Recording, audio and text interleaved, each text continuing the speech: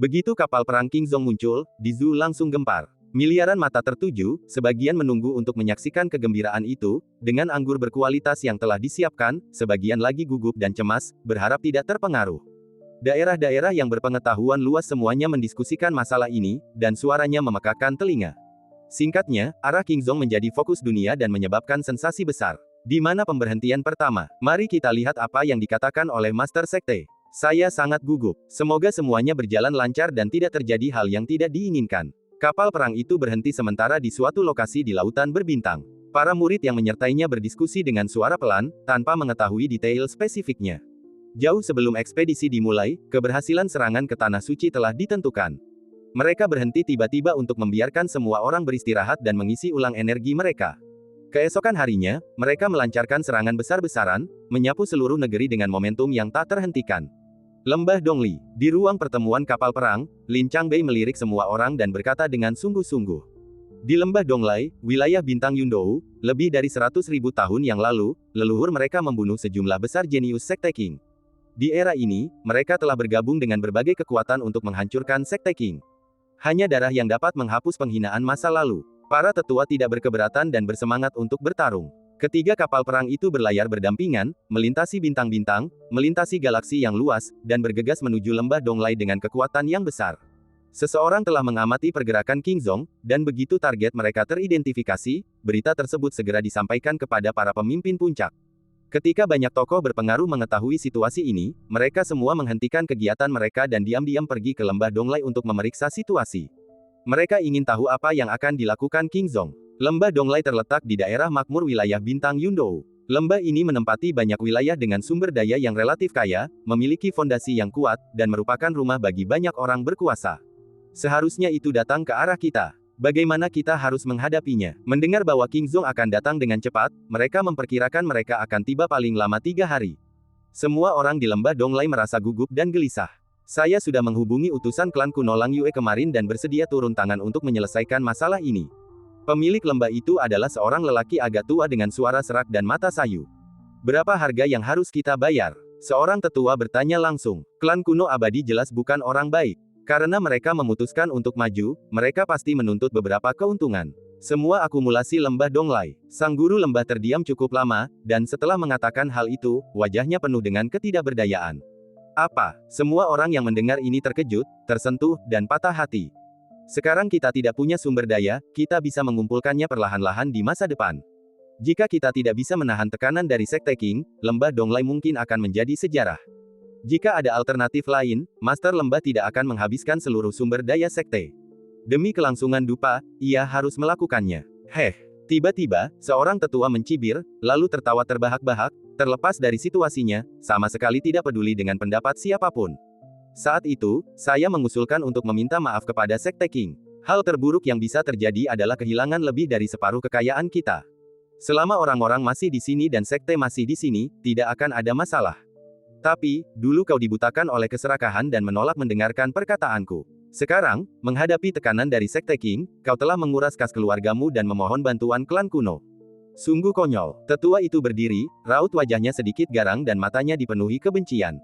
Ia menunjuk Guyu dan para tetua inti yang memegang kekuasaan, lalu mengucapkan kata-kata yang telah terpendam di hatinya selama bertahun-tahun. Guyu dan yang lainnya memiliki ekspresi muram di wajah mereka, tetapi mereka tidak memiliki apapun untuk dikatakan. Di dalam aula pertemuan, terdengar desahan panjang.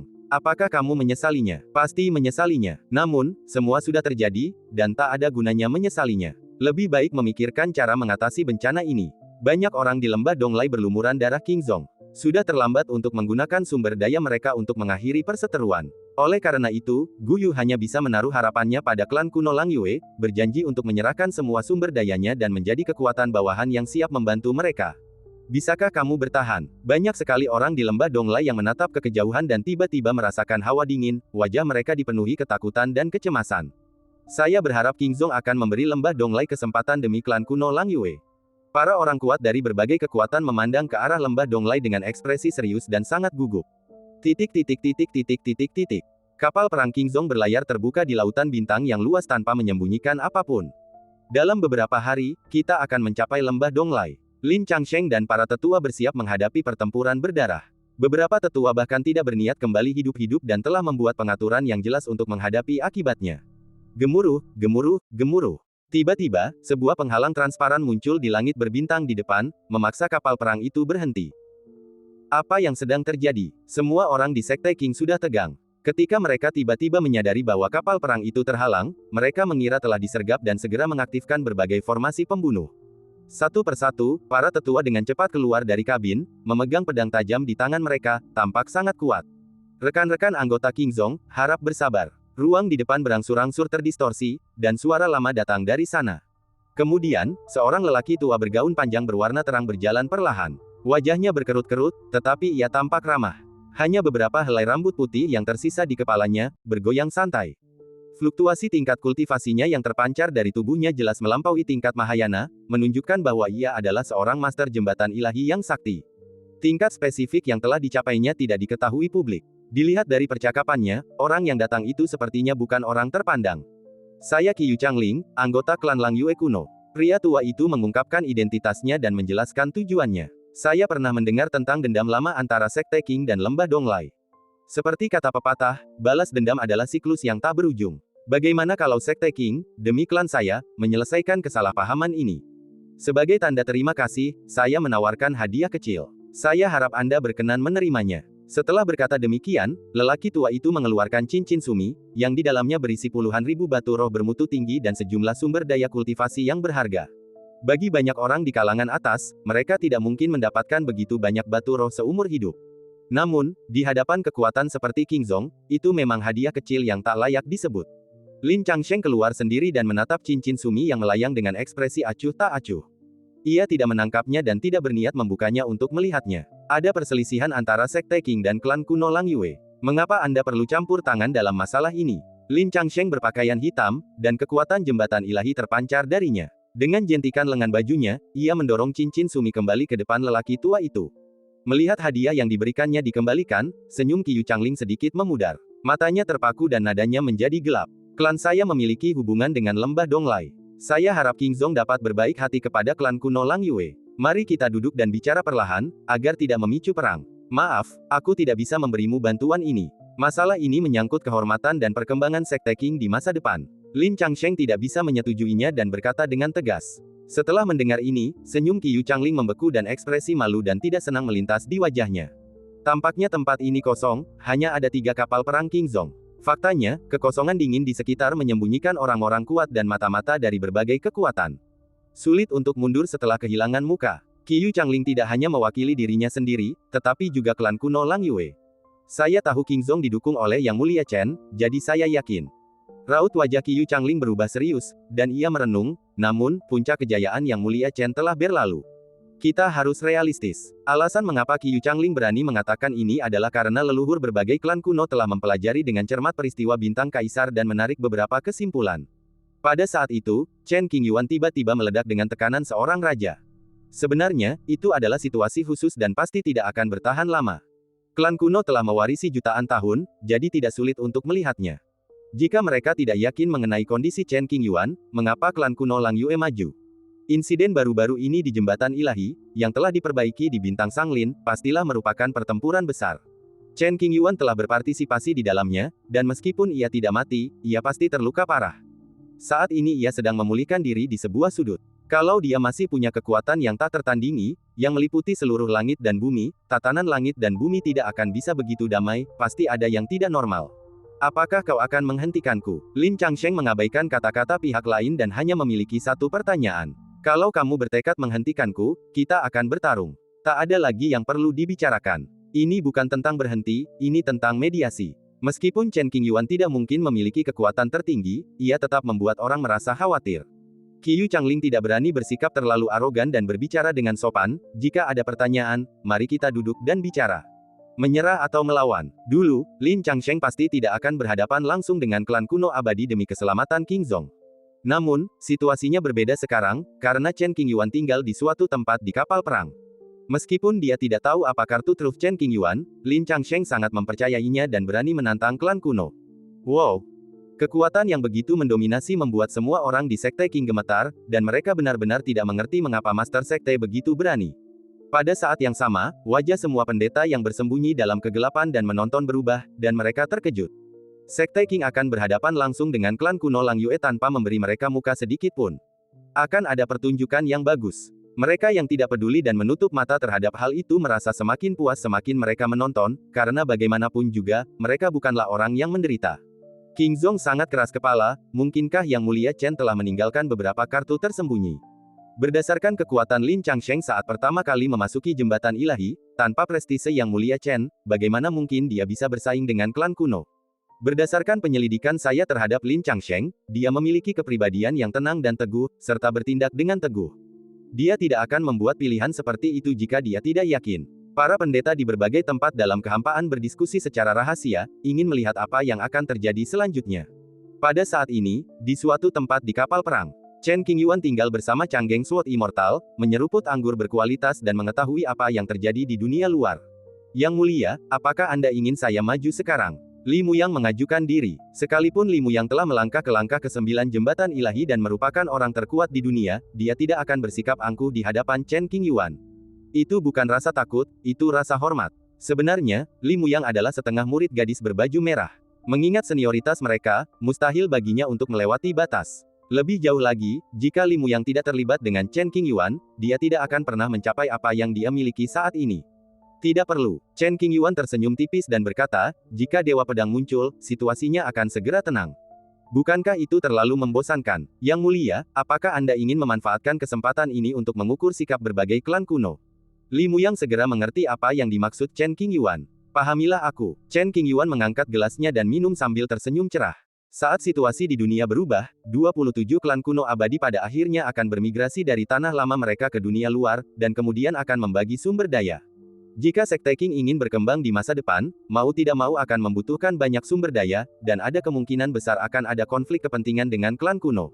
Memanfaatkan kesempatan ini untuk menyelesaikan dendam lama, kita dapat melihat klan kuno abadi mana yang berselisih dengan Sekte Qing.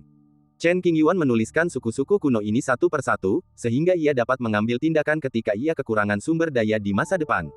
Jangan lupakan jurang tak berdasar di Laut Samsara. Jika Chen Qingyuan ingin menerobos ke alam yang lebih tinggi di masa depan, diperkirakan puluhan juta batu roh kelas atas tidak akan cukup, dan dia akan kekurangan bahan kelas atas untuk perbaikan rantai.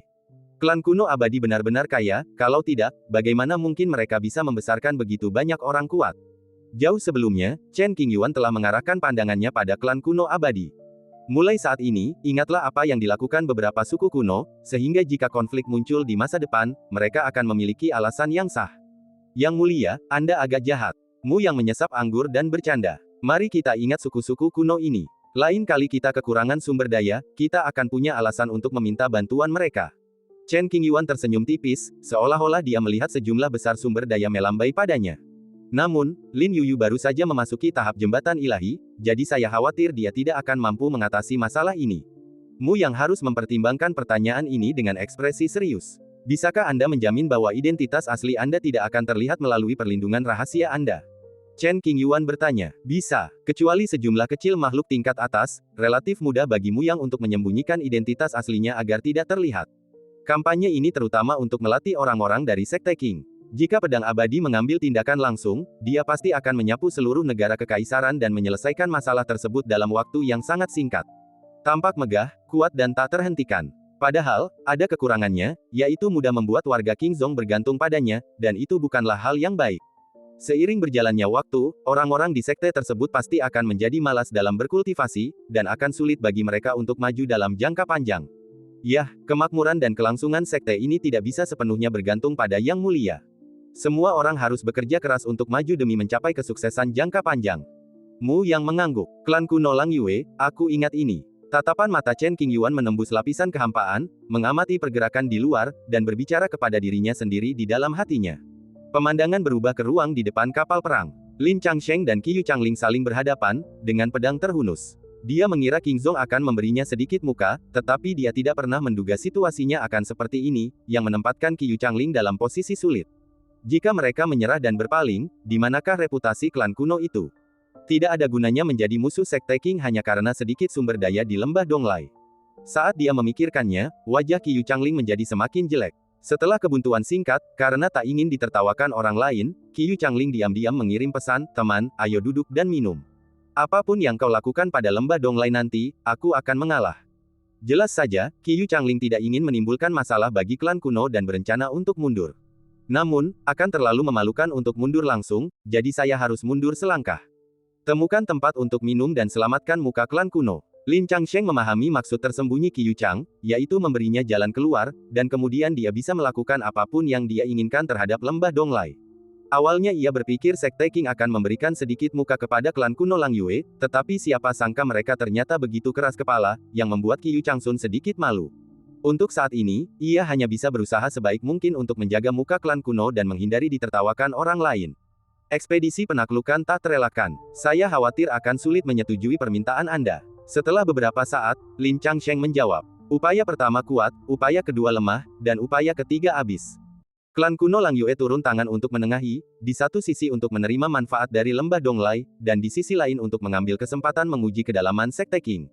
Karena sikap King Zong terlalu keras dan sulit dipahami, orang-orang menjadi sangat waspada, sehingga mereka berpikir untuk memberikan konsesi. Sebenarnya, Lin Changsheng awalnya bermaksud mengambil sepanci anggur dan bersulang untuk Qiyu Changsheng demi menyelamatkan mukanya, tetapi pesan rahasia Chen Qingyuan mengubah pikiran Lin Changsheng. Saudaraku, tidak perlu mundur. Mari kita lihat apakah dia berani bertindak. Chen Qingyuan menyampaikan pesan itu secara rahasia. Mendengar suara adik laki-lakinya, Lin Changsheng tidak lagi merasa khawatir. Sekarang Anda berpikir tentang menyelamatkan muka, apa yang Anda lakukan sebelumnya? Jika klan Lang Yue kuno hanya ingin menengahi dan bertindak sebagai pendamai, mereka bisa saja muncul secara diam-diam dan bernegosiasi dengan Lin Changsheng. Terlepas dari apakah perundingan itu berhasil atau tidak, orang luar tidak akan tahu. Namun apa yang dilakukan Qiyu Changsun, yang mewakili klan Lang Yue kuno? Dengan menggunakan kekuatan jembatan ilahi, dia mendirikan penghalang besar dan secara paksa menghentikan kapal perang King Zong. Perilaku ini jelas tidak menghormati King Zong, memberi orang perasaan superioritas dan sengaja memengaruhi momentum King Zong untuk melanjutkan ekspedisi. Pada saat ini, melihat sikap keras King Zong, Qiyu Changsun ingin mempertahankan wajahnya sendiri, tetapi itu tidak mudah. Andalah yang memperburuk situasi, Anda tidak bisa menyalahkan orang lain. Kau, mendengar penolakan Lin Changsheng, wajah Qiyu Chang berubah muram, penuh kerutan hitam. Ia ingin marah, tetapi ia terus menahannya. Nada suaranya menjadi sedikit lebih berat dan serak, temanku baru saja memasuki jembatan ilahi dan ingin bertanding dengan orang tua ini, kan? Satu pertempuran, apa yang perlu ditakutkan? Lin Changsheng tidak takut sama sekali. Begitu ia selesai berbicara, sebilah pedang tajam muncul di tangannya. Matanya tajam dan auranya meningkat. Ia siap bertarung. Ini benar-benar membuat Qiyu Changsun berada dalam situasi yang sangat memalukan. Ia berada dalam situasi yang sulit dan wajahnya tampak agak galak. Jika Anda kalah dalam pertarungan, itu akan sangat memalukan dan Anda akan menjadi bahan tertawaan dunia. Jika mereka menang, mereka akan memutus jalur klan Qing ke medan perang dan menjadi musuh bebuyutan. Jika Chen Qingyuan muncul di masa depan, kecuali mereka segera membunuhnya, begitu ia mencapai puncak, itu akan menjadi akhir bagi klan kuno Lang Yue. Sakit kepala, bingung dan sangat marah. Qiyu Changsun menahan amarahnya, pikirannya berkecamuk. Jika ia bisa mengakhiri pertarungan dengan hasil seri, lalu mengatakan sesuatu yang benar, mungkin ia bisa menghindari kehilangan muka. Misalnya, kekuatan teman saya tidak kalah dengan kekuatan saya sudah tua dan sulit bagi saya untuk menghentikannya, dan sebagainya. Pada titik ini, banyak sekali orang yang bersembunyi dan menonton secara diam-diam. Demi menjaga martabat klan kuno, pertempuran ini kemungkinan besar tak terelakkan. Tepat saat Qiyu Changsun mulai mengerahkan seluruh kekuatan spiritualnya, bersiap untuk bertarung, suatu kekuatan dahsyat datang dari kehampaan yang jauh dan langsung menyelimuti area tersebut. Jalan King Zong untuk menaklukkan musuh tidak akan terhalang. Para pengunjung tersebut adalah beberapa Shen Xiao yang berpengaruh dari klan Kekaisaran Guiyan. Mereka mengenakan pakaian yang serupa, semuanya tampak tua, berwajah serius, dan bersuara lantang. Orang tua Su, Qiyu Changchu dan lelaki tua di depan saling berpandangan dan memanggil. Suasananya hikmat dan aneh. Pangeran klan kita adalah tetua tamu Sekte Qing. Bagaimana mungkin kita hanya berdiam diri melihat Sekte Qing dihalangi dan tidak berbuat apa-apa? Orang tua sudari klan Kekaisaran Guiyan pertama-tama membungkuk kepada Lin Changsheng untuk menunjukkan niat baik, lalu berbalik menghadap Qiyu Changmu dan berbicara dengan suara seperti lonceng. Apa yang kamu inginkan? Qiyu Changling bertanya keras dengan ekspresi kosong. Beri sedikit wajah pada klan Kekaisaran Guiyan dan minggirlah.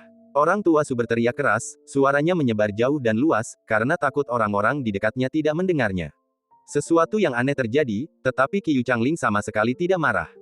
Ia menatap orang di depannya dengan sangat tenang. Setelah beberapa saat, Qiyu Changling sengaja mendengus dan berkata, kau punya lebih banyak orang. Aku tahu aku tak bisa mengalahkanmu, jadi aku akan memberimu wajah ini. Suara mendesing. Setelah mengatakan ini, Qiyu Changling segera berbalik dan pergi tanpa menoleh ke belakang. Badai yang seharusnya datang terhenti begitu saja. Terima kasih, rekan-rekan Taois. Lin Changsheng membungkuk dan mengungkapkan rasa terima kasihnya kepada para tetua klan Kekaisaran Guiyan. Terima kasih kembali. Para tetua tersenyum dan membalas salam. Di kapal perang, para tetua dan murid Kingzong bersukacita. Mereka semua mengingat bantuan yang diberikan oleh klan Kekaisaran Guiyan, dan kesan baik mereka terhadap mereka pun berlipat ganda. Di dalam kapal perang, Chen Qingyuan memasang ekspresi acuh tak acuh di wajahnya, belum siap, sekelompok orang licik. Klan Kekaisaran Guiyan telah mendapatkan banyak keuntungan, yang menyenangkan kedua belah pihak. Li Muyang melihat situasi spesifik dan berkomentar. Banyak orang bisa melihat bahwa Qiyu Changling sudah berniat mundur. Ia tidak ingin menjadi musuh bebuyutan Kingzong, tetapi ia juga tidak ingin kehilangan muka, sehingga ia berada dalam kebuntuan. Pada saat ini, keluarga Kekaisaran Guiyan melangkah maju. Di permukaan, tujuannya adalah menyelamatkan Kingzong, tetapi sebenarnya juga untuk memberi Qiyu Changling jalan keluar dan membuatnya berutang budi padanya. Tidak hanya itu, klan Kekaisaran Guiyan juga berteriak keras. Jika masalah ini menyebar, orang-orang hanya akan berpikir bahwa klan Kekaisaran Guiyan lebih kuat, memaksa klan kuno Lang Yue untuk mundur. Tanpa menggunakan kekuatan apapun atau menghabiskan sumber daya apapun, ia memperoleh dukungan dan reputasi dari kedua belah pihak hanya dengan muncul. Bisnis ini sungguh menguntungkan. Orang-orang tua dalam kegelapan juga mengerti apa yang sedang terjadi. Mereka menyebut rubah-rubah tua dari klan Kekaisaran Guiyan ini sangat menyebalkan. Mereka juga menyesal pergi menonton keseruan itu. Kalau tidak, jika mereka segera maju untuk menengahi, mereka bisa saja menjalin hubungan baik dengan Sekte Qing. Lin Changsheng bertukar beberapa patah kata sopan dengan para tetua klan Kekaisaran Guiyan dan membungkuk untuk mengucapkan selamat tinggal. Gemuruh, gemuruh, penghalang di depan hancur, dan kapal perang mulai bergerak lagi. Suaranya keras dan menarik perhatian. Meskipun tidak ada pertempuran atau konflik dengan klan kuno Lang Yue di sepanjang jalan, keberanian Kingzong ditunjukkan, mengirimkan sinyal yang jelas kepada orang-orang kuat dari semua sisi. Tidak seorang pun dapat menghentikan kampanye ini. Siapapun yang menghalangi adalah musuh Kingzong. Langkah ini menimbulkan masalah bagi banyak klan kuno, menempatkan mereka dalam dilema. Jika mereka mengabaikannya, mereka pasti akan menderita kerugian besar. Berita itu menyebar dengan cepat dan mencapai lembah Donglai dalam sekejap, menimbulkan sensasi besar. Seluruh sekte gempar dan panik. Mengetahui bahwa klan kuno Lang Yue tidak dapat menghentikan Kingzong, semua orang di lembah Donglai tiba-tiba mengalami serangan jantung, wajah mereka menjadi pucat, dan jiwa mereka diselimuti keputusasaan. Beberapa hari kemudian, langit tampak tertutup oleh lapisan awan hitam tebal, yang menyebabkan banyak orang kesulitan bernapas dan sangat tidak nyaman. Setelah diamati lebih dekat, ternyata itu bukanlah awan hitam, melainkan 3 kapal perang sebesar gunung, yang menggantung tinggi di angkasa, megah dan mengesankan. Kingzong telah tiba. Kedatangan Kingzong membuat semua orang di lembah Donglai merasakan tekanan besar, tubuh mereka dingin dan mata mereka dipenuhi ketakutan. Beberapa orang awalnya berharap Sekte Qing akan sedikit lunak dan tidak datang. Namun, kini, menatap 3 kapal perang di langit, wajah mereka pucat pasi. Kebenarannya sangat kejam. Saya datang ke sini hari ini hanya untuk balas dendam. Suara gemuruh datang dari kapal perang, bergema di seluruh langit dan bumi. Lembah Donglai telah mengaktifkan formasi perlindungan sekte, dan setiap orang di dalam formasi itu masih bisa merasakan niat membunuh yang kuat, tubuh mereka tegang, dan mereka menggigil dari waktu ke waktu. Lembah Donglai bersedia meminta maaf dengan tulus dan memberikan kompensasi kepada Kingzong atas kerugiannya. Sang Master Lembah menjaga inti formasi dan berkata dengan keras. Sudah terlambat. Lin Changsheng berjalan keluar dari kapal perang, berdiri di lautan awan, dan berkata sambil meletakkan tangannya di belakang punggungnya. Dulu, saat leluhur menjaga jurang iblis, kau membunuh begitu banyak orang dari Sekte Qingku. Sekarang kau ingin meminta maaf dan berdamai. Sungguh lelucon. Menyerang. Tanpa berkata sepatah kata pun, Lin Changsheng memberi perintah. Ledakan. Seketika, kapal perang itu memasuki mode tempur, dengan sejumlah besar batu roh yang diinfuskan ke dalamnya sebagai kekuatan serangan. Kapal itu menembakkan seberkas cahaya bagaikan guntur, membombardir penghalang formasi. Selain itu, para tetua yang lebih kuat terbang ke udara, memanggil prajurit penentu kehidupan mereka sendiri, dan menyerang dengan sekuat tenaga, bersumpah untuk membalas dendam atas kematian sesama anggota klan mereka. Bertahanlah melawan musuh. Para pemimpin puncak lembah Donglai berteriak panik, sangat cemas. Mereka benar-benar tidak memberi kita kesempatan dan langsung mulai bertarung. Tidak ada jalan lain kecuali bertahan. Ledakan, dentuman, dentuman. Serangannya dahsyat dan mengguncang dunia. Bagaimanapun, lembah Donglai adalah kekuatan papan atas dengan fondasi yang kuat, dan selalu dapat mengaktifkan formasi perlindungan sekte, yang sulit ditembus oleh orang kuat biasa. Formasi yang tak terhancurkan itu perlahan-lahan menenangkan penduduk lembah Donglai. Beberapa bahkan tampak bangga, karena mereka yakin King Zong tidak akan bisa menerobos masuk dan tidak lagi khawatir. Cangkang kura-kura ini keras sekali, apa yang harus saya lakukan? Para tetua bertarung cukup lama dan mendapati formasi pelindung sekte tidak rusak. Mereka tampak serius dan bingung harus berbuat apa. Teruslah berjuang, pasti ada jalan. Lin Changsheng sebenarnya tidak bisa memikirkan cara untuk memecahkannya, dan dia telah membicarakan hal ini dengan Chen Qingyuan sebelumnya. Chen Qingyuan hanya berkata tidak perlu khawatir. Para tetua mengikuti perintah dan melanjutkan serangan. Chen Qingyuan, yang sedang duduk di perahu, telah mengamati lintasan kekuatan spiritual dalam pengoperasian formasi dan mempelajarinya secara perlahan. Tanpa instruksi apapun dari Chen Qingyuan, Dewa Pedang Li Muyang menutup matanya dan beristirahat, dan tidak mengambil tindakan apapun untuk saat ini. Setelah beberapa jam, formasi itu tetap tidak bergerak. Teman Lin, sebaiknya kau pergi saja. Master Lembah Donglai mengira Sekte Qing punya senjata tersembunyi, berani membuat keributan seperti itu. Sepertinya mereka hanya sekelompok stuntman, dan mustahil mereka bisa menembus formasi. Meskipun Lembah Donglai tidak dipimpin oleh leluhur Shen Xiao, namun formasi besar yang diwariskan oleh leluhur merupakan warisan terbesar. Beri Donglai Gu kesempatan. Sebagai seseorang yang ternoda darah Sekte Qingku, bunuh dirilah untuk menebus dosa-dosamu dan mengakhiri dendam lama. Lin Changsheng berkata dengan dingin. Oh, rekan Daois Lin bahkan tidak bisa masuk, tapi kau ingin aku membuat banyak pejabat tinggi Lembah Donglai bunuh diri untuk meminta maaf. Ide yang gila. Tidak mungkin Master Lembah akan menyetujui hal ini, karena dia telah membunuh banyak orang dari Sekte Qing, jadi mengapa dia mencari kematian?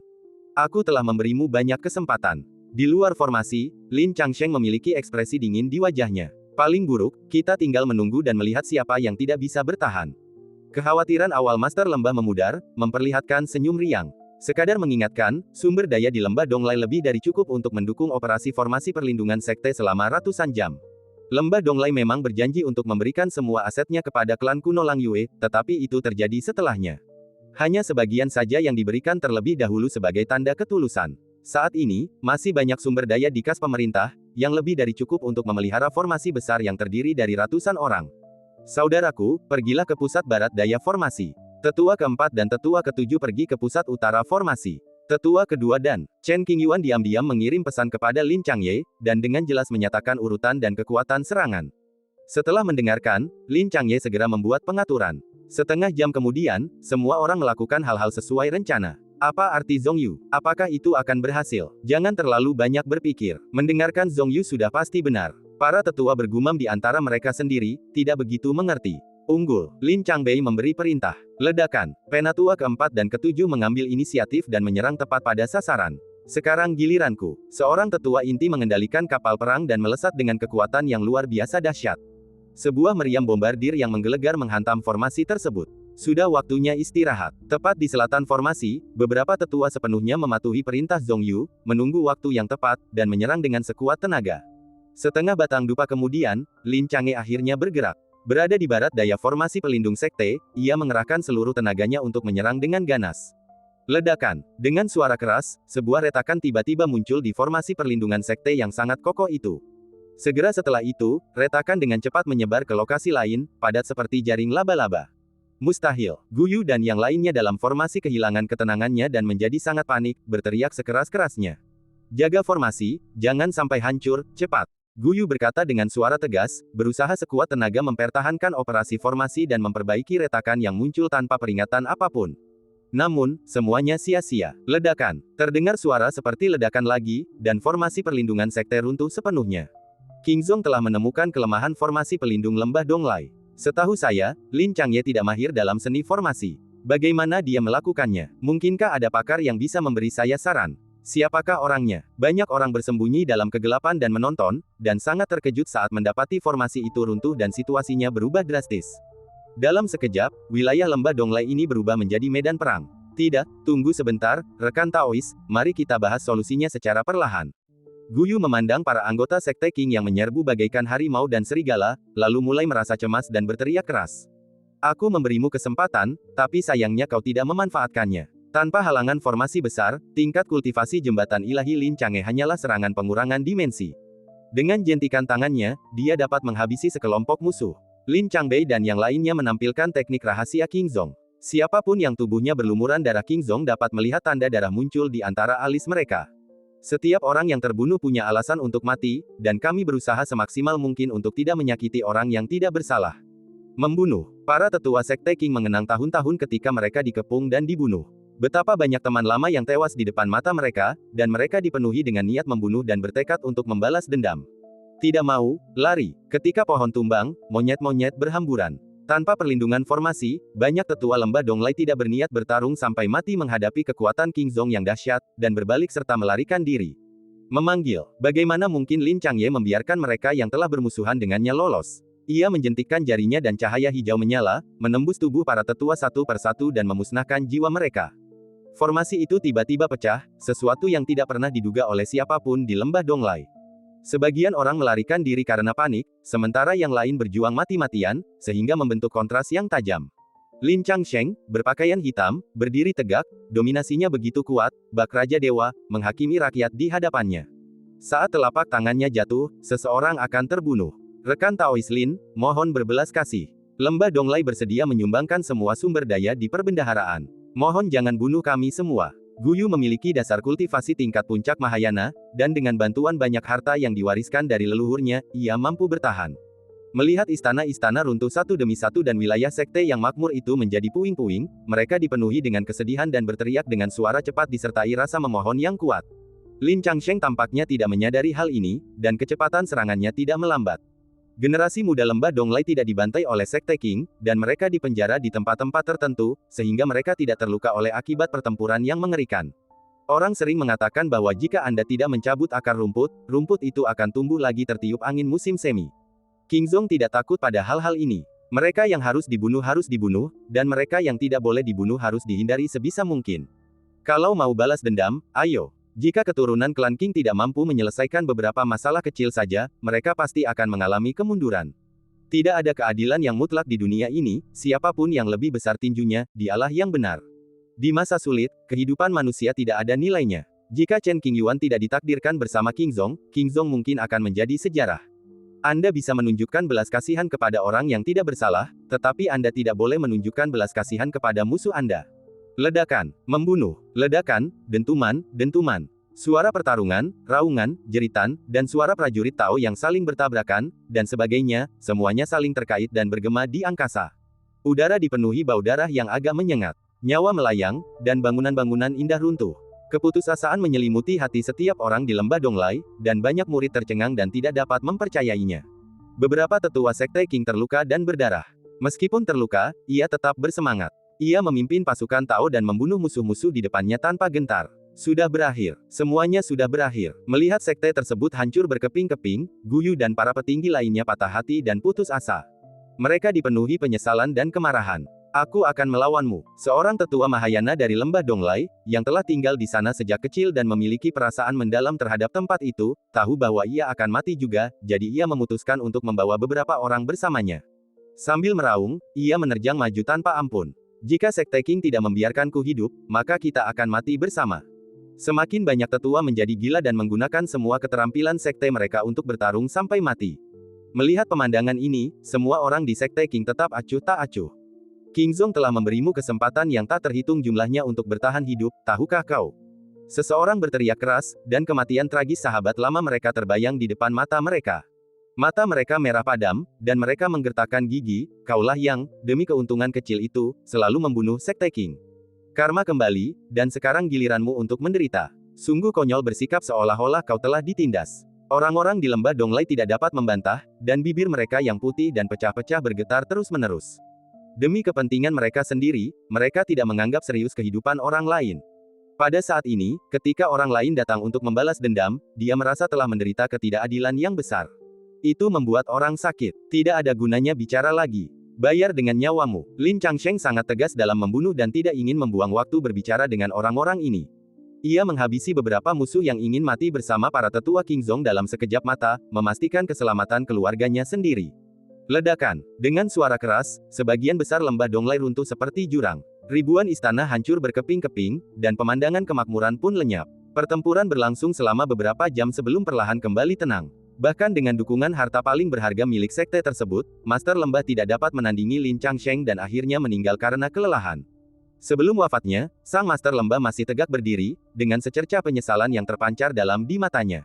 Penyesalan ini tidak sirna seiring berlalunya waktu, melainkan terkurung selamanya di dalam tubuhnya. Saya merasa malu terhadap leluhur saya karena keputusan saya yang salah yang menyebabkan hancurnya lembah Donglai. Jika dia bisa melakukannya lagi, Master Lembah lebih memilih menyegel sekte itu selamanya daripada memprovokasi sekte King demi sedikit keuntungan. Sayangnya, waktu tidak dapat diputar kembali. Tidak ada gunanya menyesal, Anda hanya bisa menanggung konsekuensinya. Lebih dari separuh pejabat senior di lembah Donglai meninggal. Beberapa orang yang lolos selama kekacauan itu tidak pernah ternoda oleh darah sekte King, jadi mereka diizinkan pergi. Di tengah reruntuhan dan di atas lautan awan, banyak kuil Tao yang mengapung, sebagian besar rusak dan kehilangan pesona spiritualnya. Ada darah di mana-mana, dan sulit melihat seluruh tubuh. Dalam pertempuran ini, lembah Donglai kalah total. Bahkan dengan dukungan Lin Changsheng, lebih dari 10 tetua Kingzong terluka dan 2 tewas dalam pertempuran. Ketika yang tua melakukan ekspedisi ini, ia tidak berniat untuk bertahan hidup. Ketika ia dikepung dan diserang, istri dan anak-anaknya semuanya tewas, meninggalkannya sendirian. Baru saja saya melihatnya terluka dan mencoba mengulurkan tangan untuk menolongnya, tetapi dia berhasil lepas. Sebelum datang ke sini, dia sudah membuat pengaturan yang jelas untuk pemakamannya. Sehat, masyarakat sekte King menata jenazah rekan-rekan mereka yang gugur dalam pertempuran, dipenuhi duka cita dan keluhan tiada henti. Kuburkan mayat mereka. Lin Changsheng memandangi mayat-mayat di medan perang dan memberi perintah. Seorang tetua menerima perintah itu dan membelah lubang yang dalam dengan pedangnya, menguburkan orang-orang yang meninggal.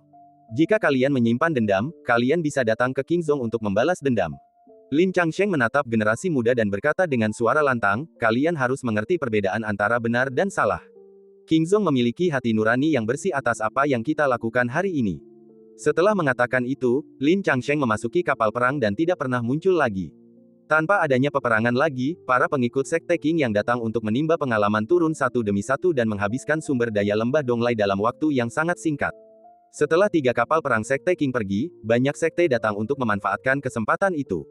Beberapa agama kuno memanfaatkan orang-orang muda ini dan membuka pintu lebar-lebar untuk merekrut pengikut. Kebanyakan orang beralih ke sekte lain, sedangkan beberapa orang, yang masih belum pulih dari keterkejutan, meninggalkan reruntuhan dalam keadaan linglung, tidak tahu kemana harus pergi dan merasa tersesat. Pada titik ini, lembah Donglai menjadi sejarah. Wilayah sumber daya yang pernah ditempati lembah Donglai kini tak bertuan, dan beberapa tempat suci mulai bersaing secara diam-diam untuk merebutnya. Siapa yang bisa menghentikan langkah Kingzong? Lembah Donglai benar-benar hilang. Klan kuno abadi bahkan tidak memberi mereka muka. Mungkinkah sekte King berencana untuk menyapu bersih negara kekaisaran dan menggulingkan struktur negara kekaisaran kali ini? Lembah Donglai sedang sial. Hubungannya dengan Qi, klan kuno, tidak terlalu dalam, dan telah digunakan sebagai pion untuk melihat seberapa gigih Kingzong.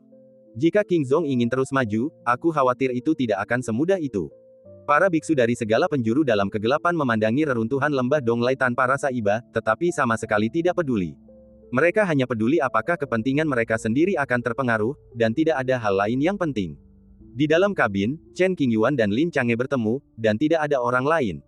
Kakak, bagaimana menurutmu? Chen Qingyuan menuangkan 2 cangkir teh dan berbisik. Tidak ada apa-apa. Setelah menyesap teh, Lin Chang'e menggelengkan kepalanya. Jangan khawatir tentang masa depan Kingzong. Setidaknya kita bisa melindunginya selagi kita masih hidup. Chen Qingyuan melihat apa yang dipikirkan Lin Changxi dan mengatakannya dengan lantang.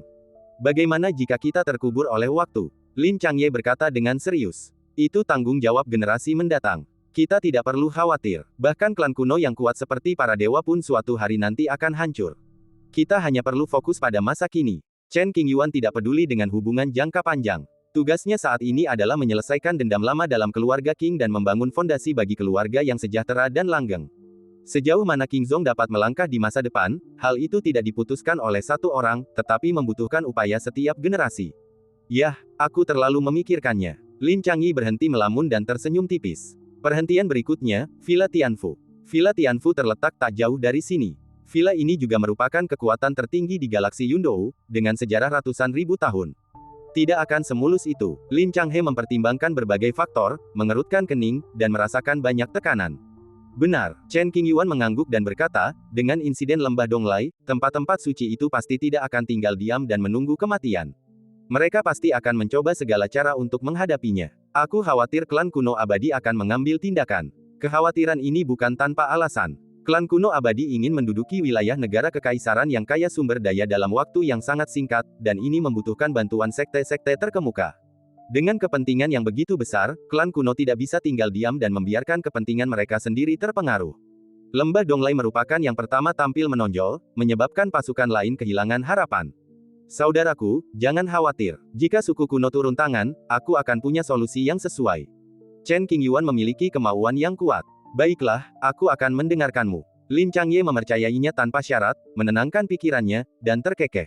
Kapal perang itu berlayar menuju Tianfu Villa, dan banyak sekali pasang mata mengintip dari kegelapan, mengawasi dengan saksama. Para pahlawan di Zhu masih terkejut dengan hancurnya lembah Donglai, tetapi ketika mereka mendengar bahwa King Zong sedang bersiap untuk menyerang Villa Tianfu, wajah mereka tiba-tiba berubah dan mereka berteriak tak percaya. King Zong bermaksud untuk terus maju tanpa berhenti sedetik pun. Apakah itu benar-benar dapat dilakukan? Tidak banyak orang yang mempercayainya dan memiliki keraguan besar. Menggulingkan begitu banyak kekuatan utama negara kekaisaran sekaligus pasti akan menimbulkan sensasi besar, tercatat dalam sejarah, dan dikenang oleh dunia. Setiap sudut negara kekaisaran sedang membicarakan King Zong, dan semua orang merasa gugup, seolah-olah lapisan kabut tebal telah menutupi kepala mereka. Di suatu tempat, ruang tersembunyi. Banyak lelaki tua berdiri di tempat tinggi. Sekilas pandang, mereka mendapati tak kurang dari 10 orang. Masing-masing dari mereka memiliki aura yang kuat, memancarkan tekanan karena telah memegang jabatan tinggi selama bertahun-tahun. Para pemimpin klan abadi kuno berkumpul bersama untuk membahas apa yang mereka inginkan. Bagaimana pendapat kalian, sesama penganut Tao? Seseorang bertanya dengan suara rendah dan serius. Kita tidak bisa membiarkan King Zong bertindak sejauh ini. Kita harus menemukan cara untuk menghentikannya. Kalimat inilah yang ada dalam pikiran semua orang yang hadir. Menghentikan King Zong tidaklah sulit, masalahnya ada pada Yang Mulia Chen. Siapa yang bisa menjamin bahwa dia akan benar-benar turun ke alam fana dan tidak lagi memiliki kekuatan bertarung seperti di masa puncaknya? Faktor Chen Qingyuan yang tidak stabil inilah yang membuat klan kuno sangat waspada dan sakit kepala. Setelah kata-kata itu diucapkan, para tetua terdiam. Berdiri di puncak, Chen Qingyuan ditakuti semua orang dan tidak bisa menunjukkan sedikit pun tanda pembangkangan. Setiap kali ia mengingat kembali adegan bintang kaisar di masa lalu, meskipun Chen Qingyuan bukan seorang raja, ia memiliki aura yang tak kalah menekan dari seorang raja. Hanya dengan sekali tatap, orang-orang akan tunduk dan memujanya. Perasaan itu terukir dalam di jiwa dan tidak akan pernah terhapus. Ketika Chen Qingyuan disebutkan, banyak lelaki tua bergidik, dan sedikit kengerian melintas di kedalaman mata mereka. Suku kuno membutuhkan kekuatan ini sebagai batu loncatan untuk mengendalikan situasi dalam waktu sesingkat mungkin. Banyak tempat suci telah sepenuhnya menyerah kepada klan kuno, jadi jika King Zong ingin mengambil tindakan terhadap tempat-tempat suci tersebut, niscaya akan memengaruhi kepentingan klan kuno. Kita akan maju bersama, memberi King Zong wajah yang cukup, dan mengirimkan sejumlah sumber daya untuk melihat apakah kita bisa mengakhiri dendam lama. Seseorang menyarankan, ini jelas sesuatu yang harus kita lakukan. Kita harus mempertimbangkan sisi lain dari masalah ini. Bagaimana jika King Zong tidak setuju untuk berdamai? Kata-kata ini terngiang di telinga setiap orang, dan mereka harus bersiap menghadapi yang terburuk. Kita tidak bisa mengalahkan King Zong. Kondisi Chen Qingyuan saat ini belum diketahui, jadi kita tidak mungkin menjadi musuh bebuyutan Sekte Qing. Jika Sekte Qing benar-benar menolak untuk menyerah, maka kita cukup membuat penghalang misterius untuk mencegah mereka bergerak maju. Setelah berdiskusi, para tetua mengambil keputusan. Setujui penyelesaian, bayar sedikit sumber daya, dan semua orang akan senang. Jika Anda tidak setuju, maka buatlah penghalang untuk menghalangi kemajuan Anda.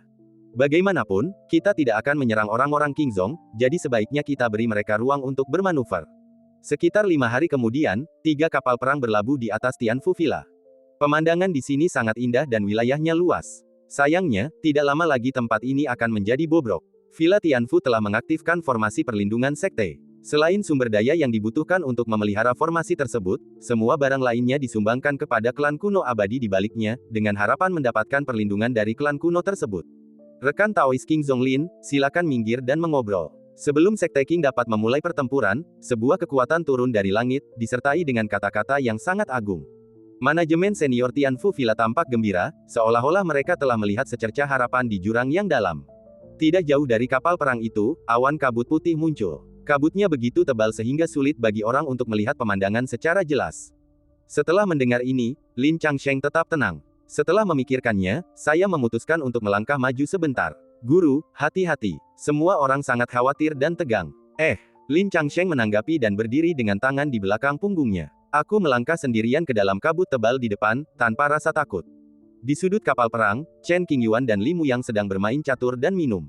Ada berapa orang di sini? Chen Qingyuan terus melihat papan catur dan berbisik. 17. Meskipun kabut itu aneh, namun tidak dapat menyembunyikannya dari pandangan Li Muyang, jadi dia menjawab. Di antara 17 orang tua itu, ada beberapa orang kuat yang dikirim oleh suku kuno, yang sangat mementingkan masalah ini. Bisakah kau sebutkan suku-suku kuno mana saja mereka? Chen Qingyuan mengeluarkan selembar batu giok dan berencana untuk mencatatnya agar tidak lupa nanti. Ya, kemudian, Li Muyang menceritakan asal-usul masing-masing klan kuno secara rinci, klan kuno Yuking, klan kuno Kunpeng, klan kuno Sengxiang, klan kuno Dingxuan. Pedang abadi, tolong awasi dia sebentar, dan jangan biarkan nyawa saudaraku dalam bahaya. Kata Chen Qingyuan, jernih. Li Muyang yang bertanggung jawab di sini dan dia adalah stabilisator yang tidak akan membiarkan situasi menjadi tidak terkendali. Di sisi lain, ada kabut tebal di depan kapal perang. Setelah Lin Changsheng masuk, dia melihat sekelompok tetua yang gagah duduk mengelilingi meja besar. Rekan Taois Lin, silakan duduk. Seseorang berdiri dan mengepalkan tangannya sebagai tanda memberi salam. 17 pasang mata menatapnya dengan agresif, tanpa ada yang ditutup-tutupi, ingin melihat apa yang dipikirkan Lin Changsheng dan memastikan dia tidak punya rahasia. Menghadapi tatapan orang banyak, Lin Changsheng sama sekali tidak peduli, ekspresinya tenang, tanpa sedikit pun rasa malu. Dia duduk di kursi kosong dan menatap para tetua klan kuno, momentumnya tidak kalah dengan mereka. Kalian semua mengundangku ke sini, jadi katakan saja apapun yang ingin kalian katakan. Lin Changsheng langsung ke pokok permasalahan dan tidak ingin bertele-tele. Tujuan kami sederhana. Kami berharap rekan Daois Lin akan menarik pasukannya dan menghapus dendam lama. Tentu saja, kami tidak akan membiarkan rekan Daois Lin menderita kerugian apapun dan telah menyiapkan hadiah yang berlimpah. Lelaki tua dari klan Kunpeng kuno itu bertubuh kekar. Ia melambaikan tangannya dan mengeluarkan beberapa cincin sumeru, lalu mendorongnya ke depan Lin Changsheng di udara. Lin Changsheng melirik cincin sumi di depannya, tanpa memperhatikan berapa banyak sumber daya yang tersimpan di dalamnya. Ia mendongak dan menatap para tetua, lalu berkata dengan acuh tak acuh, kalian pikir aku berebut sumber daya? Semua makhluk hidup di dunia ini datang untuk mencari keuntungan. Jika rekan Daois Lin tidak tergoda, itu hanya membuktikan bahwa keuntungan yang didapat tidak cukup besar. Seseorang berkata dengan acuh tak acuh. Jika itu yang kau bicarakan, maka keuntungan yang kuinginkan cukup sederhana, memulihkan martabat Sekte Qing yang telah diinjak-injak dan membangkitkan kembali kerabat klanku yang gugur di tangan tempat-tempat suci utama. Wajah Lin Changsheng dingin. Jika kau bisa melakukan itu, aku akan mundur dari negara kekaisaran dan tidak akan pernah menginjakan kaki di sana lagi. Absurd. Wajah para tetua menjadi gelap. Siapapun tahu Lin Changsheng sedang menggodanya. Bahkan kaisar pun tak mampu membangkitkan orang mati, apalagi orang biasa. Rekan Taois, bisakah kita bicara sebentar? Orang tua dari klan Yuking kuno itu memiliki mata yang sedalam jurang hitam, ekspresinya serius, dan suaranya serak. Sekali anak panah dilepaskan, tidak ada jalan kembali. Lin Changsheng menjawab dengan sikap tegas yang tidak akan tergoyahkan. Maafkan saya karena terus terang, tetapi jika bukan karena Chen Zunyu, Anda tidak akan memenuhi syarat untuk setara dengan kami. Nenek moyang klan Gajah Suci kuno tidak tahan dengan kesombongan Lin Changsheng dan berbicara terus terang. Di antara para leluhur yang hadir, yang paling lemah memiliki tingkat kultivasi langkah ketiga jembatan ilahi, dan kekuatannya jauh di atas Lin Changsheng. Kau memang tua, tapi aku masih punya setidaknya 10.000 tahun lagi untuk hidup. Lin Changsheng sama sekali tidak merasa malu, malah merasa bangga. Mengandalkan gengsi rekan seperguruannya yang lebih muda, ia sama sekali tidak merasa malu. Setelah 10.000 tahun, aku khawatir semua orang di sini akan mati, tapi aku masih bisa berdiri dengan bangga di dunia ini. Anda, para tetua seakan tersentuh titik lemah mereka, hati mereka bergetar, dan pandangan mereka sedikit berubah. Perkataan Lin Changsheng seolah mengatakan bahwa dia masih muda, tetapi sebenarnya dia secara tersirat mengkritik para anggota klan kuno sebagai sekelompok orang tua abadi yang akan segera dimasukkan ke dalam peti mati. Sahabat Lin, apakah kau benar-benar tidak ingin memberiku sedikit muka? Leluhur klan kuno Dingxuan berwajah muram, dan aura kuat terpancar dari tubuhnya. Nada suaranya tidak ramah, dengan sedikit nada mengancam. Semua tetua menatap Lin Changsheng serempak, sorot mata mereka tajam dan penuh paksaan. Maaf, tapi aku tidak bisa melakukan itu. Lin Changsheng sangat yakin dengan apa yang dikatakan Chen Qingyuan. Apapun kesulitan yang dihadapinya, ia tidak perlu khawatir dan terus melangkah maju. Dalam sekejap, suasana di sini menjadi sangat menyedihkan. Tekanan yang luar biasa memenuhi setiap sudut ruangan ini, menyebabkan Lin Changsheng merasakan peningkatan stres yang tiba-tiba. Seluruh tubuhnya terasa seperti ditekan oleh ribuan gunung besar, membuatnya merasa sangat tidak nyaman. Setelah beberapa lama, seorang leluhur tua perlahan berdiri, matanya berkilat tajam. Ia berkata dengan tegas, jika rekan Daois Lin bersikeras menempuh jalannya sendiri, kami mungkin tidak bisa membunuhmu, tetapi kami bisa memastikan kau kembali dengan tangan kosong. Karena ini menyangkut kepentingan banyak klan kuno, kita harus memperjuangkannya. Membiarkan Sekte Qing menguasai Dizu akan menimbulkan konsekuensi serius, sangat menghambat upaya klan kuno untuk kembali sepenuhnya ke dunia besar. Lin Changsheng tetap diam, selalu mempertahankan ekspresi tenang dan kalem. Ambil setengah langkah mundur, ambil sumber dayanya dan pergi. Mengapa kamu begitu gigih, rekan Taois? Tolong beri aku sedikit muka kali ini. Lain kali, jika King Zong butuh bantuan, aku pasti akan memberikannya sampai batas tertentu. Kita harus saling menghormati. Rekan Taois Lin, Sekte Qing masih membutuhkan waktu lama untuk berkembang, jadi jangan bertindak terburu-buru. Ketika Sekte Qing kembali ke negara kekaisaran untuk membalas dendam suatu hari nanti, kami tidak akan menghentikan mereka. Ada yang angkat bicara memberi nasihat, tidak mau menambah parah keadaan, dan sebisa mungkin berusaha menyelesaikan masalah dengan cara yang halus. Ketika klan kuno abadi mengambil alih kendali negara kekaisaran, tidak perlu lagi menggunakan kekuatan bumi. Pada saat itu, tidak peduli seberapa besar masalah yang ingin ditimbulkan Sekte Qing, itu tidak akan ada hubungannya dengan klan kuno. Apapun yang dikatakan semua orang, Lin Changye tetap bergeming. Ia menundukkan pandangannya dan tetap diam, seolah tidak mendengar apapun. Lupakan saja, sepertinya kita hanya bisa menghentikan kemajuan King Zong untuk sementara. Karena Lin Changye masih menolak untuk mundur, para tetua berhenti berbicara dan memutuskan untuk mendirikan penghalang kokoh untuk mencegah kapal perang King Zong menerobos dan dengan demikian menghentikan mereka. Itu saja, aku harus pergi sekarang. Lin Changbei akhirnya berbicara. Begitu dia berbicara, dia bermaksud untuk pergi. Dan, disertai dengan tindakan berdiri. Saat dia berbalik, rute mundurnya tiba-tiba terhalang oleh kekuatan misterius. Seorang lelaki tua berkata dengan suara serak, kami masih ingin mentraktir rekan Daois Lin minum. Tidak perlu terlalu cemas. Tampaknya mereka berencana untuk menjebak Lin Changye dan mencegahnya keluar dalam waktu singkat. Setelah 3 hingga 5 tahun, momentum Sekte Qing untuk ekspedisi telah benar-benar hilang.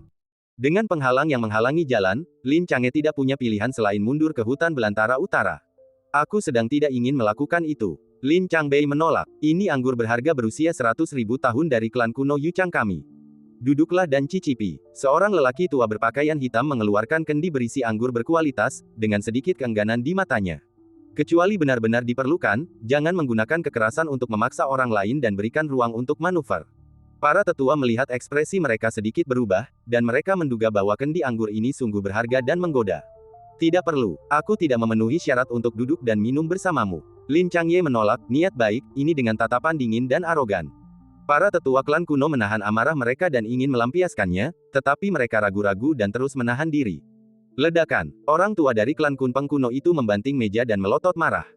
Lin Changye, kami sudah cukup menghormatimu, jangan malu-malu. Akhirnya, lelaki tua dari klan Kunpeng itu tidak dapat lagi menahan emosinya, menampakkan wajah aslinya, dan berteriak keras. Kau tidak menghormatiku, kau hanya takut menyinggung Yang Mulia Chen. Bagi dunia luar, Lin Changye menjaga sikap hormat terhadap Chen Qingyuan.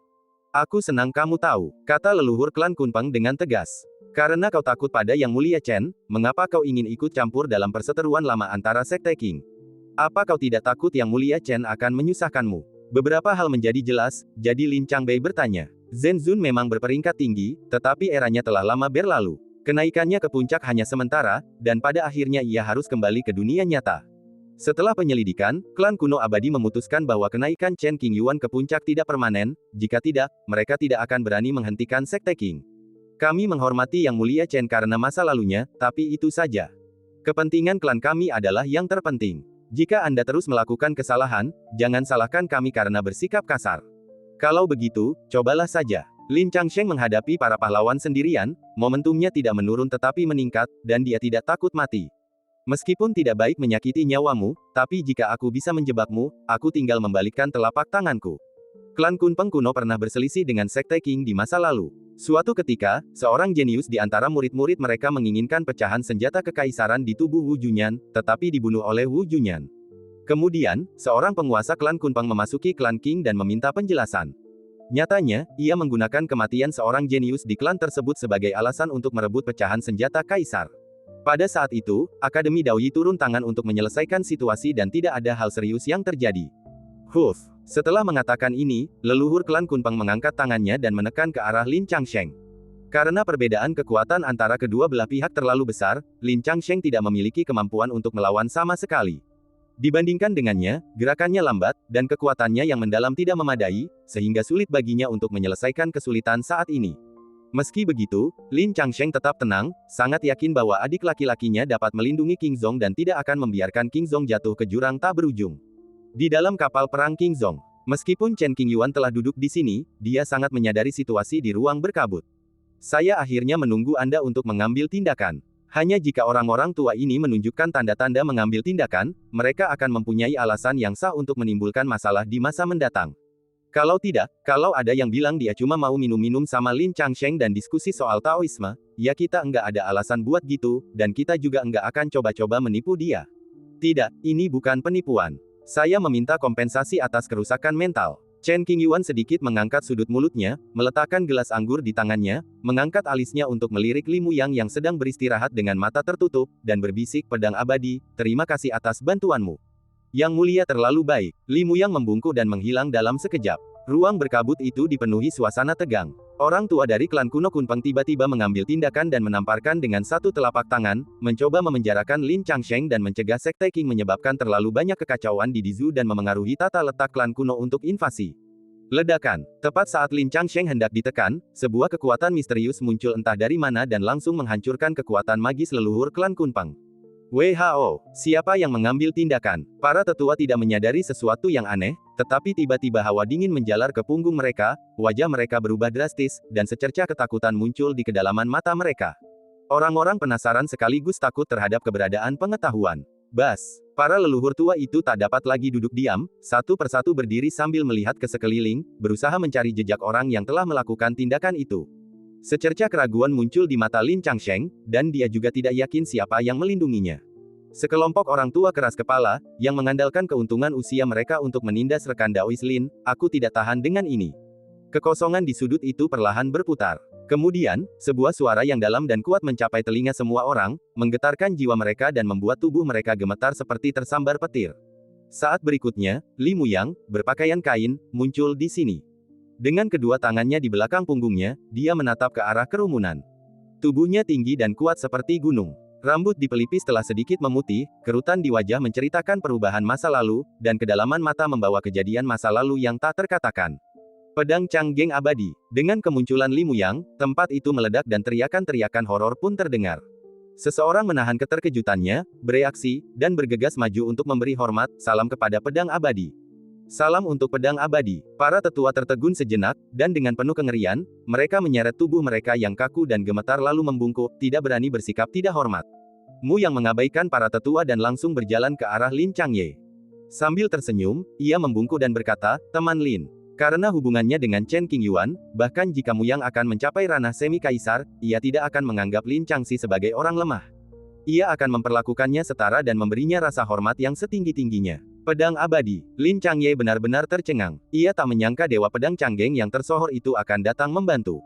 Ketika dia sadar kembali, dia segera membungkuk, merendahkan tubuhnya dan memperlihatkan rasa hormat yang besar. Tidak perlu sopan, temanku. Kita berteman setara. Mu yang tersenyum. Beraninya aku. Lin Changbei tampak sedikit ketakutan. Dahulu kala, keduanya pernah bertemu sekali. Lin Changye tidak pernah menyangka bahwa pedang abadi masih seorang lelaki tua lumpuh yang hidup menyendiri di tempat terpencil, tetapi dalam sekejap mata, ia telah berkumpul kembali dan hampir mencapai puncak. Semua orang tahu bahwa Dewa Pedang Changgeng hanya selangkah lagi untuk mencapai 9 langkah jembatan ilahi. Terlebih lagi, Dewa Pedang telah memperoleh Ordo Raja Jing, dan memiliki hubungan sebab akibat dengan Kaisar Agung Tai Wei. Belum lagi para kultivator biasa, bahkan jika fosil hidup dari klan kuno abadi merangkak keluar dari peti mati, ia harus memberi penghormatan kepada pedang abadi dan menuangkan secangkir teh untuknya. Mungkinkah Lin Yuyu tidak mau? Mu yang tersenyum tipis. Tentu saja tidak, hanya saja kultivasiku masih dangkal. Lin Changhe menjelaskan dengan cepat, dan masih banyak lagi yang ingin dia katakan. Sebelum Lin Changye dapat menyelesaikan kata-katanya yang rendah hati, Mu Yang memotongnya, bersedia saja. Lin Changbei membuka mulut untuk berbicara, tetapi tidak tahu harus berkata apa. Ini bukan tempat yang bagus untuk mengobrol dan berteman. Mu Yang berbalik dan menghadap sekelompok pria tua itu. Ia segera menyingkirkan senyum di wajahnya dan tampak serius, yang membuat semua orang merasa sangat tertekan. Tubuh mereka gemetar dan jiwa mereka terguncang. Ekspresinya berubah begitu cepat sehingga dia tampak seperti dua orang yang berbeda. Tak seorang pun lelaki tua berani menatap Mu Yang berwibawa dan hikmat. Mereka semua menundukkan alis, hati mereka bergetar hebat, merasa gelisah. Maafkan aku karena terus terang, tapi wajahmu tidak layak disebut. Mu Yang tidak takut menyinggung klan kuno, jadi dia meninggikan suaranya. Mengatakan hal ini di depan wajah seseorang, tentu saja merupakan tamparan di wajah. Wajah para tetua menjadi pucat, tetapi tidak seorang pun berani berbicara untuk membantah, karena takut menyinggung pedang abadi dan dibunuh. Tidaklah berlebihan jika dikatakan bahwa bahkan jika Muyang membunuh satu atau dua orang yang hadir, klan kuno di belakangnya tidak akan mampu melawan Muyang sampai mati. Mereka meminta pertanggungjawaban seseorang dan berpura-pura tidak terjadi apa-apa, atau mereka tetap diam dan berpura-pura tidak terjadi apa-apa. Betapa bodohnya kamu menyinggung seorang kaisar semu yang akan mencapai puncak. Akar klan kuno abadi masih berada di tanah lama, jadi mustahil bagi mereka untuk memprovokasi musuh sekuat itu. Tentu saja, ketika ras kuno muncul sepenuhnya, situasinya mungkin menjadi berbeda. Dengan warisan dari leluhur, mobilisasi sumber daya dari perbendaharaan, dan pengawalan tentara kekaisaran, dia tidak takut dengan banyak masalah di dunia, termasuk yang disebut kaisar semu. Apa hubungan antara pedang abadi dan Sekte King? Seorang lelaki tua berani bertanya. Untuk saat ini, itu bukan masalah. Mu yang menjawab dengan jujur, saya sudah lama ingin menjadi pejabat tamu Sekte King, tetapi sayangnya saya tidak pernah mendapat kesempatan. Saya ingin memanfaatkan kesempatan ini untuk dengan tulus menerima posisi pejabat tamu Sekte King. Saya ingin tahu apakah Tuan Lin akan setuju. Hah. Mendengar ini, Lin Changye terkejut seperti tersambar petir. Bukan hanya Lin Changbei, tetapi semua orang tua dari suku kuno yang hadir menunjukkan ekspresi tidak percaya, tercengang dan terkejut. Lin Yuyu, apakah ini baik-baik saja? Melihat Lin Changhe tidak mengatakan apa-apa, Mu yang bertanya lagi dengan nada tulus. Para tetua klan kuno tampaknya telah mendengar permintaan tulus dari kata-kata sang pedang abadi. Mereka begitu ketakutan hingga wajah mereka memucat dan seluruh tubuh mereka mulai gemetar. Menekan rasa terkejut yang mendalam di hatinya, Lin Changye menatap Li Muyang dalam-dalam, menahan napas dan berkonsentrasi, lalu berkata dengan sungguh-sungguh, jika King Zong dapat mengundang Dewa Pedang untuk duduk di posisi pejabat tamu, itu akan menjadi berkah yang luar biasa. Kalau begitu, semuanya sudah beres. Li Muyang mempunyai ide ini bertahun-tahun lalu, dan telah menjadi kenyataan saat ini. Melihat Dewa Pedang Canggeng di depannya, ekspresi Lin Changye sedikit linglung. Ia benar-benar tidak menyangka bahwa di saat kritis seperti ini, King Zong akan memiliki orang seperti itu yang bertanggung jawab. Tanpa berpikir terlalu dalam, itu pasti kesalahan adik laki-lakiku. Tak heran bila adik muda berkata bahwa meski dalam kesulitan, ia tak khawatir. Dengan pedang abadi yang melindungi mereka, klan kuno abadi harus mundur dan tidak berani menghentikan mereka. Tidak mungkin. Orang-orang tua yang hadir semuanya tercengang, mereka benar-benar tidak dapat membayangkan situasi seperti itu akan terjadi. Di depan semua orang, Dewa Pedang mengumumkan niatnya untuk menjadi tetua tamu Sekte King, jelas berniat melindungi Sekte King. Saat ini, siapapun yang berani menghalangi jalannya akan menamparkan wajah Dewa Pedang, dan konsekuensinya sudah bisa ditebak. Pasti karena Yang Mulia Chen. Para tetua merenung diam-diam dan merasa takut. Apa yang harus dilakukan? Masalah ini diajukan kepada para tetua klan kuno, dan mereka harus memberikan tanggapan sesegera mungkin. Setelah beberapa tarikan napas, Li Muyang melirik semua orang yang hadir dan berkata dengan acuh tak acuh, saya sudah menjadi pejabat tamu Sekte King, jadi wajar saja jika saya harus membereskan beberapa masalah untuk Sekte King. Saat ia berbicara, suhu di ruangan itu tiba-tiba turun, dan hawa dingin menyelimuti mereka. Wajah para pahlawan berubah, dan mereka dipenuhi ketakutan. Saya sarankan kalian semua untuk tinggal di sini selama setengah jam, atau kalian akan mendapat masalah nanti. Setelah meninggalkan kata-kata ini, Li Muyang berbalik dan dengan jentikan jarinya, dia menghancurkan segel ruang ini. Kemudian, Li Muyang menghilang dari tempat itu tanpa meninggalkan jejak. Ratu itu sombong. Orang-orang tua itu menundukkan kepala dan bergumam, ketakutan mereka bertambah. Ancaman nyata. Tetapi bahkan jika kita tahu bahwa ini adalah ancaman mutlak, apa yang dapat kita lakukan? Tidak peduli era apa, kekuatan adalah hal yang paling penting. Baik itu kemarahan atau ketakutan. Tinggal di sini setelah setengah jam sama saja dengan memprovokasi pedang abadi. Adapun akibat dari provokasi, kematian akan membawa pada ketiadaan. Tanpa kekuatan menahan diri, Lin Changhe tidak tinggal lama di sana. Ia berjalan pergi dan mendarat di kapal perang. Para tetua saling berpandangan, mata mereka penuh dengan kebencian dan kemarahan. Sehat. Setelah beberapa saat, seseorang mendesah, dan tampak lebih banyak kerutan di wajahnya, membuatnya tampak sangat tua dan lelah. Tidak apa-apa, tidak apa-apa. Setelah mempertimbangkan dengan saksama, untuk saat ini saya hanya bisa menyerah. Ketika akar kita kembali ke dunia, kita tidak akan merasa begitu dirugikan. Tunggulah sedikit lebih lama, dan martabat yang hilang pada akhirnya akan kembali. Ada seorang lelaki tua dengan tangan terkepal erat, matanya merah, dan dia menggertakkan giginya. Tanah suci akan dibentuk kembali, dan era ras kuno akan dimulai lagi. Kita hanya perlu menunggu dengan sabar, dan kita pasti tidak akan mengalami penghinaan seperti hari ini lagi. Para lelaki tua menghibur diri dengan hayalan tentang Tiongkok yang bersatu kembali dan tanah suci yang makmur. Pada saat itu, klan kuno abadi pasti akan mendominasi segalanya dan menguasai seluruh surga dan dunia. Setelah Lin Chang kembali, dia butuh waktu untuk menenangkan diri. Melihat Lin Changxin kembali dengan selamat, kekhawatiran di wajah para tetua pun sirna seketika, dan mereka pun bergegas untuk menanyakan keadaan. Katakan saja beberapa patah kata basa-basi dan biarkan orang tua menunggu. Setelah itu, Lin Chang memikirkan adegan yang baru saja terjadi, dan masih merasa itu tidak realistis. Pengalaman yang luar biasa. Dalam sekejap mata, King Zong benar-benar memiliki seorang pendekar pedang ulung yang bertanggung jawab. Lin Changye belum mengungkapkan masalah ini kepada anggota sekte lainnya, karena ia masih perlu berdiskusi dengan Chen Qingyuan apakah itu benar. Jika benar demikian, maka pedang abadi harus diberi status yang cukup tinggi dan gaji yang sesuai dengan statusnya. Gaji memang masalah besar, bisa saja lebih, tidak bisa kurang. Jika kita terlalu banyak bicara, kita khawatir sumber daya perbendaharaan King Zong tidak akan mampu menanggungnya. Lupakan saja, jangan dipikirkan. Kalau aku benar-benar tidak punya batu roh, aku bisa minta adikku saja. Lin Changye hanya menjadi bos yang lepas tangan, tidak lagi khawatir. Lagi pula, selama adiknya bisa menghasilkan uang, pasti ada jalan. Perang akan segera dimulai, jadi bukanlah ide yang bagus untuk membahas masalah ini dengan Chen Qingyuan. Dengan perasaan itu di hatiku, aku memutuskan untuk berurusan dengan Tianfu Villa terlebih dahulu. Akankah orang-orang tua dari klan kuno ini mengalami kemunduran? Berdiri tinggi di atas kapal perang, Lin Changhe menatap kabut tebal di depan sejenak, tenggelam dalam pikirannya. Seperempat jam kemudian, kabut tebal berangsur-angsur menghilang.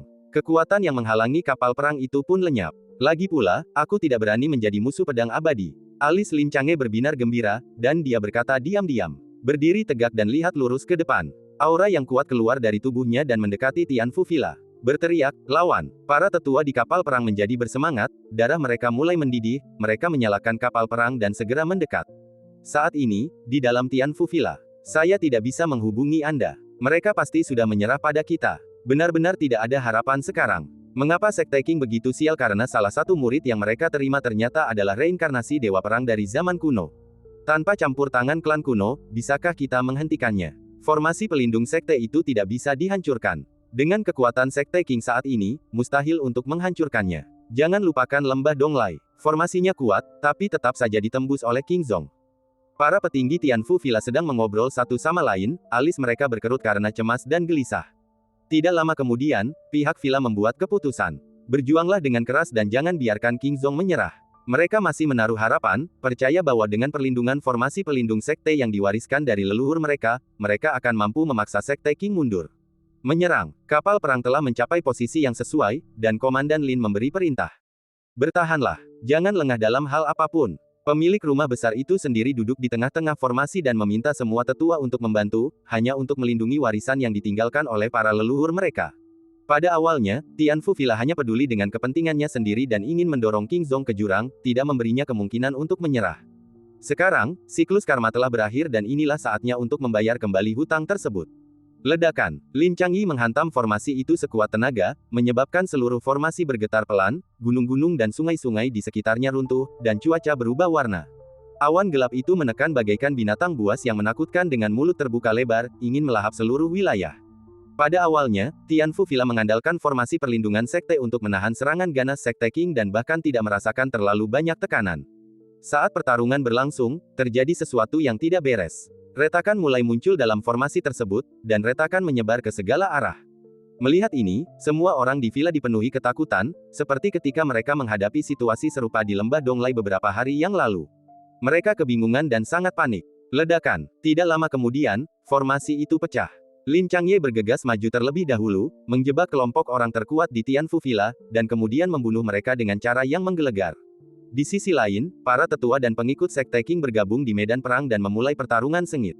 Setelah Lin Changsheng menghentikan sekelompok orang kuat, dia tidak ikut campur dalam pertarungan antara para tetua dan murid, sehingga mereka bisa memperoleh pengalaman yang baik. Kita harus selalu menyemangati generasi King Zong berikutnya untuk tumbuh dewasa dan tidak terlalu bergantung pada orang tua. Dor. Pertempuran berlangsung lebih dari 10 jam. Villa Tianfu tak lagi sejaya dulu. Mayat-mayat berserakan di tanah dan darah berceceran di mana-mana. Pemilik rumah dan sekelompok eksekutif senior semuanya dibunuh oleh Lin Changsheng dan tidak dapat menimbulkan masalah. Mereka yang sedikit lebih lemah ditangani oleh orang lain dari King Zong, dan Lin Changsheng tidak campur tangan. Tanpa klan kuno abadi yang bertanggung jawab, tidak akan ada kecelakaan yang terjadi dalam pertempuran ini. Villa Tianfu tidak dapat menahan serangan ganas King Zong dan bagaikan ikan di talenan yang menunggu untuk disembelih. Panggilan. Setelah beberapa saat, pertempuran akhirnya berakhir. Angin kencang bertiup dari kejauhan, menerbangkan ribuan awan debu dan asap. Bau darah yang pekat pun ikut terbawa, memenuhi udara antara langit dan bumi. Seseorang telah menggeledah perbendaharaan villa dengan saksama dan tidak menemukan sumber daya berharga. Sumber daya itu pasti telah dibawa pergi oleh klan kuno sebelumnya. Menghadapi tatapan tajam generasi muda di villa itu, Lin Changsheng tidak peduli dan tampak acuh tak acuh. Di kapal perang itu, ada seorang wanita muda bergaun panjang. Namanya Bai Yunan. Ia memiliki tubuh yang sangat dingin dan sangat berbakat. Guru, saya pikir Anda agak terlalu baik. Bai Yunan menatap para penyintas villa itu dan melihat kemarahan serta hasrat kuat untuk membalas dendam di mata mereka. Tangan mereka tidak ternoda darah Sekte Qing. Kalau kita bunuh mereka semua, aku akan merasa tidak enak. Lin Changsheng memahami prinsip membasmi akar masalah, tetapi warisan Sekte Qing tidak cocok untuk membantai orang tak bersalah. Jika ia mengangkat pedang dan membunuh orang tanpa pandang bulu, itu akan merugikan kultivasinya dan hanya akan melahirkan iblis batiniah. Apakah kamu tidak takut dengan pembalasan mereka? Bai Yunan tegas dalam membunuh dan tidak peduli berapa banyak darah di tangannya. Sementara yang lain merasa hal ini agak kejam, dan terkesan terlalu baik di dunia kultivasi yang kejam ini, dan itu bukanlah hal yang baik. Namun, pandangan Bai Yunan sangat berbeda. Ia percaya bahwa jika ia bertindak, ia sebaiknya tidak bertindak atau, jika ia bertindak, ia harus melenyapkan semua ancaman. Benar dan salah tidaklah penting. Ketika generasi Anda tumbuh dewasa, akankah Anda takut pada musuh? Sebagai tanggapan, Lin Changsheng bertanya balik. Apa yang perlu ditakutkan? Bai Yunan berjalan melewati lorong itu tanpa ragu-ragu. Kalau kau, gadis kecil, tidak takut, maka aku, gurumu, juga tidak perlu khawatir, bisik Lin Changsheng, kalau orang-orang ini benar-benar ingin membalas dendam pada Sekte Qing di masa depan, kita akan hadapi mereka saat itu juga. Hanya ketika ada tekanan dan rasa krisis, Sekte Qing akan menjadi lebih kuat. Lahir dalam kesusahan, mati dalam kenyamanan. Lin Changsheng telah merenungkan masalah ini secara mendalam. Jika Sekte Qing ingin makmur dan bertahan selamanya, itu akan bergantung pada upaya generasi demi generasi, dan itu tidak dapat dicapai hanya oleh satu orang. Meninggalkan beberapa masalah kecil merupakan ujian bagi warga Qingzhong, jadi mereka tidak berani bermalas-malasan. Murid, maafkan aku. Bai Yunan membungkuk. Dendam itu pun sirna, dan sejak saat itu, Villa Tianfu hanya tinggal namanya saja. Begitu kapal perang Sekte Qing meninggalkan tanah ini, para master dari berbagai kekuatan segera muncul untuk menerima sejumlah besar murid dari villa, dan mereka yang memiliki bakat lebih tinggi dijanjikan perlakuan yang sangat baik. Banyak pula sekte-sekte kecil yang memanfaatkan kekacauan untuk mendapatkan keuntungan dan mengambil sesuatu yang bermanfaat. Ini pembalasan, tidak ada yang bisa disalahkan. Dalam kegelapan, sepasang mata yang kosong bagai jurang memancarkan cahaya redup, membekas dalam hati dan mengingat kejadian itu dengan kuat. Dalam beberapa tahun terakhir, kita harus menghindari perselisihan dengan Sekte Qing. Dengan perlindungan Dewa Pedang Canggeng, Sekte Qing akan aman dalam perjalanan ini. Pengaruh Zenzun masih terasa, itulah sebabnya Dewa Pedang bersedia menjadi pejabat tamu Sekte Qing. Meskipun ini wajar, ada petunjuknya. Konon, Dewa Pedang dan Chen Zun sudah saling kenal sejak lama, dan tampaknya memang demikian. Lembah Donglai, Villa Tianfu, siapa orang sial berikutnya? Akibat tindakan Qingzhong, situasi di provinsi kekaisaran akan berubah drastis. Tanpa dukungan pasukan lokal, klan kuno abadi niscaya akan memanfaatkan kesempatan ini untuk menduduki wilayah sumber daya yang lebih penting, membagi keuntungan, dan membuka jalan bagi seluruh klan untuk memasuki dunia selanjutnya. Di saat pertikaian hebat, badai sedang bersiap-siap. Ada yang ingin menyaksikan sendiri era kemakmuran yang belum pernah terjadi sebelumnya, ada pula yang takut dengan masa depan dan hanya ingin bersembunyi di sudut-sudut gelap untuk bertahan hidup, tidak mau terpengaruh. Di kapal perang, Lin Changsheng menenangkan diri dan memutuskan untuk mengobrol baik-baik dengan Chen Qingyuan. Pertama-tama mereka berkomunikasi satu sama lain, lalu mereka bertemu langsung. Di sebuah kabin yang indah, Chen Qingyuan dan Lin Changsheng duduk dan minum teh, tanpa ada orang lain di sekitar. Adik kecil, kau mengundang pedang abadi keluar, pantas saja kau begitu percaya diri. Lin Changsheng mendesah. Sang pedang abadi telah memperlihatkan wajahnya. Tak akan ada lagi rintangan di perjalanan selanjutnya. Kata Chen Qingyuan, alasan membiarkan pedang abadi keluar perlahan adalah untuk mencatat nama-nama klan kuno yang ingin menghentikan Qingzhong bergerak maju sehingga mereka dapat menagih hutang mereka nanti. Ambil satu langkah dan lihat lebih banyak langkah lagi. Ketika sumber daya Anda habis, Anda tidak perlu khawatir tentang cara mengisinya kembali. Sang pedang abadi telah mengambil alih pejabat tamu Sekte Qing. Apakah ini ancaman bagi dunia luar, atau memang benar? Lin Changsheng menyebutkan poin utamanya. Pejabat tamu, Chen Qingyuan sedikit tertegun, lalu terdiam. Ia menjawab, pedang abadi tidak bercanda. Ini pasti benar. Adapun gaji tahunan pedang abadi, menurutmu berapa yang pantas? Lalu ada masalah baru. Bila mengangkat seseorang yang berprestasi sebagai pejabat tamu, maka gajinya harus dibayar penuh. Jangan khawatir, kakak senior. Aku akan menyelesaikannya, kata Chen Qingyuan. Oke, Lin Changsheng menunggu kalimat ini dan tersenyum cerah. Tidak sulit untuk menebak bahwa teman yang mengikuti Chen Qingyuan adalah pendekar pedang abadi. Lin Changsheng tidak mengungkap atau mengujinya, tetapi membiarkannya begitu saja. Setelah minum 2 cangkir teh, masalahnya terpecahkan.